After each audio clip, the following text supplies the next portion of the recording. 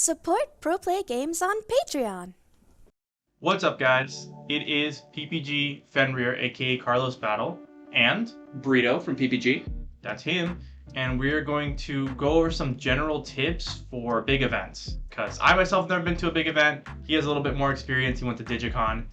But we're just DigiFest, even better. He never went. Yeah, I missed out on that. But we're going to give you some general tips for travel. Starting off with... So I guess the first thing I want to talk about is something that kind of like... So we're going to the Momocon together, and it's in Georgia. So we had to prepare the flights and the hotels. I have a little bit more experience when it comes to that, so I just took full control of that. And I just want to give you guys some tips. Make sure you do that so much ahead of time that the price, because the price is gonna be so cheap like that. Because if you get it like let's say the week of, the price is gonna be so inflated. So you want to make sure you get both the flights and the hotels ahead of time, like 2 months minimum. So something that happened with us is that when I noticed, I was trying to get the hotel stay in the actual hotel of the event, but that was super expensive.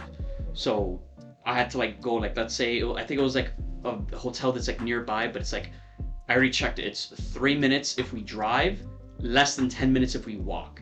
Yeah, walking to a venue is usually not bad if you end up saving a couple $100 a night. Exactly. Make sure you you make a budget and you stick to it, because you don't want to end up overpaying for stuff like that. Yeah. So once you know you're going to go to the event and you got a crew ready, so everybody can split the cost and everything, you book it as soon as possible. Absolutely, absolutely.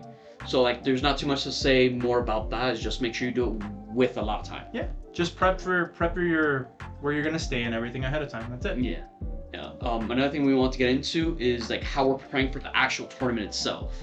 So something that we've actually discussed a lot about is like, for example, what we're expecting to see at the tournament. Matchup wise. Yeah, matchup wise. Like, just to give you an example, currently in the BT12 format, we know there's going to be a lot of Beelzemon and Hunters, because those are like the two best decks in the format. But there's also, we're expecting to see a lot of stuff that are perceived to counter them and still have a decent matchup against other stuff. Right. We've noticed there's been a lot of like Machinedramon and All-Force, and like Machinedramon and All-Force have been sneaking into those lists. There was like, I believe it was a random yellow hybrids. Yeah, dude, that was cool. I mean, of course, we're not gonna like super prep because that guy was the only yellow hybrids in his event, and he ended up topping. Cool, good for him. But that's not something you really expect. Machinedramon is a real threat. All-Force is a fan favorite. You're gonna see some of him. Yeah. And so that's about it. So pretty much, I want to express to you guys to like try to understand like whatever deck you're playing against, understand how to play against it, understand the matchup. Right. Don't just prepare for the meta that you know is going to be there, because in the lower rounds of Swiss, you know you're going to run into decks that are completely unexpected. Like, you might even see like a random Ancient Grey player.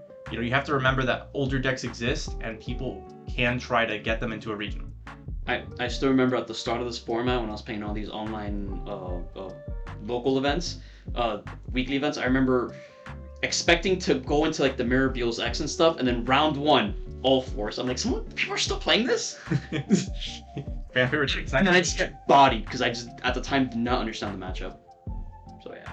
So yeah, just understand the matchup, and also when it comes to judge calls and judge rulings and stuff like that. Right. Speaking of weird jumps. Yeah. So something that I'm even when I get paired up against somebody and they're like unsure about something I'm doing, I always like express to them and emphasize, just call judge. If you don't understand something, call a judge.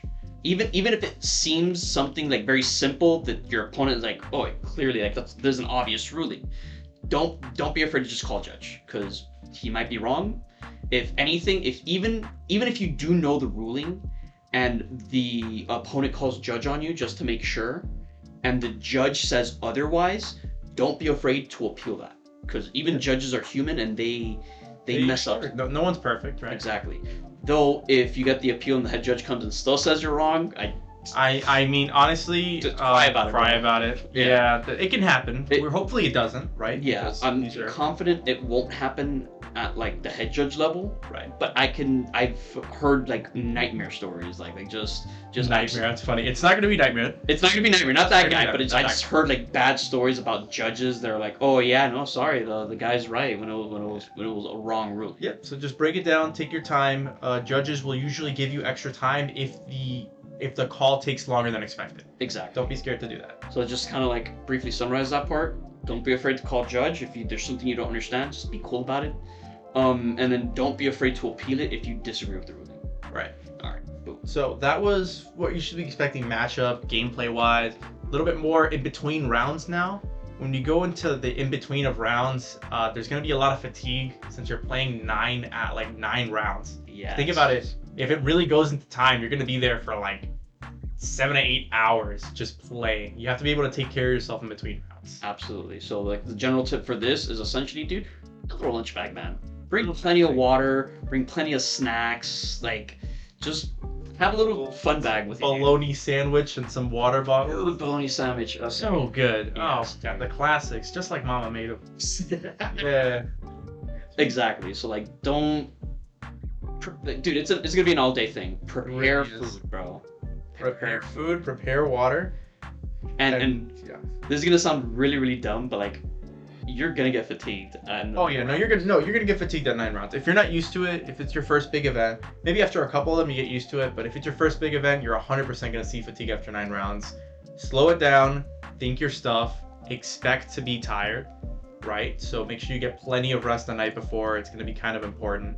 You don't want to misplay just because you were a little bit sleepy, right? You don't want to be eepy at like round 7 and you're at table 3. You don't want to do that to yourself. That's gonna feel super bad. you don't want to misplay just because you want the nappies. Right. Yeah, like I remember this one GFG tournament I had online, and it started at like 7 p.m. Eastern, and mind you, this was after like a long day at work, 'cause I had a full-time job, and literally it wasn't GG, it was Mario. Mario. I made it to the 6th round undefeated, and then literally in the last round started around like 12 o'clock in the morning, and I'm like, dude, I just want to go to bed. I just made so many misplays, dude, so many misplays. It happens. You know, in these all-day regionals, they're gonna start in the morning and they're gonna end in the afternoon. But Yeah. still, regardless, you have to like have the stamina to play all the way up to the end. Yeah, don't make the mistake of thinking that an online event is going to be the same as an in-person event, because I promise you, you're going to be way more tired having to give people the same intro. You're not going to be in your comfortable pajamas. You're, dress comfortably. Expect to be tired. Yeah. That about covers that. But Yeah. So that's pretty much just about everything we want to talk about, really. fatigue, yeah. Yeah. Make sure you get a little snackies in between rounds. We already covered that. Just Yeah. stay alert. Dude, I'm so gonna like get Lunchables. Lunchables? Well, like the little Are like, you? crackers and like those. Yeah, no. I know what Lunchables are. Calm down. All right, Yeah, I'm the not dessert not afterwards. old. Dessert afterwards. What are you dessert? But like they have like Oreos and stuff in there. Like Oh, yeah. Oh, it's a full meal. Oh Dude, my dude, god. right. Whipping out, you beat somebody and you whip out the Lunchables on them? Oh my now we know what we're gonna do in review. Yeah. We're gonna beat them 2-0 and they're gonna be like, my mother packed me this sandwich. Dude, the ultimate establishment of dominance. All right, guys. Well, that's pretty much all the tips we want to share with you guys. Very brief, I also want to mention something. If you see us at Momocon, just don't be afraid to say hi, dude. Oh, super. Like, I'm really nice. He's a little bit of a douche, but like A little I'm bit. very nice. I don't know. I'm kind of grumpy most of the time, but I like people. No, I'm not gonna be honest. I really don't like people. I like you guys. I like you guys, and I love the game. So if you want to stop and chat to me about that, I'm gonna be super down for it. Gotcha. He's like a Labrador, so you can chat him up all you want. All right, guys. Well, thank you for watching. Like, That's the comment, breakdown. subscribe, and stay topping. Stay topping. See you guys.